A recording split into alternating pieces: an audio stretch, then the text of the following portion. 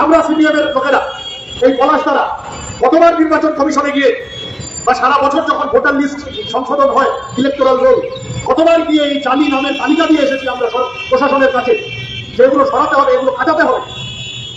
প্রশাসন নয়, রাজ্য প্রশাসন তো দূরের কথা, নির্বাচন কমিশনও তৃণমূলের কথার বাইরে কিছু করার চেষ্টা করে না। এই জায়গাটা চেপে ধরতে হবে। ভোটার লিস্টে পরিশুদ্ধ করো। ভোটার লিস্ট একশো অনেকশো ভোটার লিস্টে থাকা যাবে না। সেটা না করে বিজেপি ঝাঁপিয়ে পড়লো ভোটার লিস্টকে নাগরিকত্বের সাথে জুড়ে দেওয়ার টাকা। বিজেপি লাফাতে শুরু করলো, যার যার নাম ভোটার লিস্ট থেকে বাদ যাবে তাদেরকে দেশ থেকেও বাদ দিয়ে দেবে। বিজেপি লাফাতে শুরু করলো 1.5 কোটি 2 কোটি 3 কোটি লোক ঢুকে গেছে। আচ্ছা, কোথায় ঢুকে গেছে?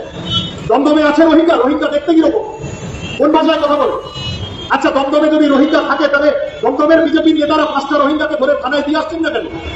দিয়ে আসুন, তাহলে বুঝবো।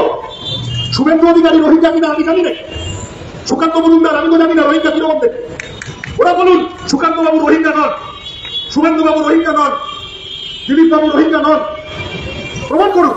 অমিত শাহ নাদির শাহ বংশধর নয়, এটা অমিত শাহকে প্রমাণ করতে হবে। আমরা এখানে 6 বছর ধরে আছি, আমাদের বাপ দাদা মা সবাই আপনাকে তো ব্যবস্থা করতে যাবো এত বছর। ভোটার লিস্টে তৃণমূলের জালিবাজি কারচুপি ওটা ধরতে হতো। ওটা না করে তৃণমূলকে অক্সিজেন দেওয়ার জন্য ভোটার লিস্টটাকে হিন্দু মুসলমান ঝগড়া লাগানোর কাজে ব্যবহার করত। এই করতে গিয়ে মুসলমানের কি ক্ষতি হলো জানি না। রাজ্যের গরিব মানুষের অধিকাংশটা হিন্দু, জনসংখ্যার অধিকাংশটা হিন্দু। এই নাগের বাজারে যারা কথা শুনছেন, দমদম পুরনো বাঙাল এলাকা, উদ্বাস্তু এলাকা, আমরা সব উদ্বাস্তু পরিবারের সন্তান। আমাদের মতো পরিবারগুলো বিপদে পড়ে গেছে।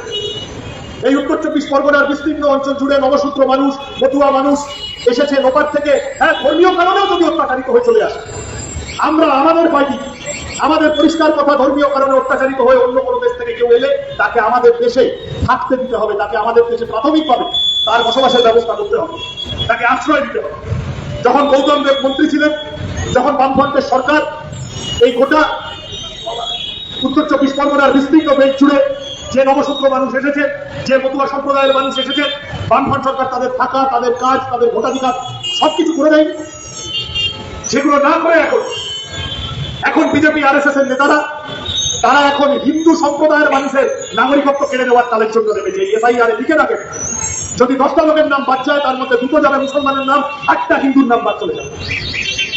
আমি এইভাবে বলতে চাই না, এইভাবে আমরা বক্তৃতা করি না।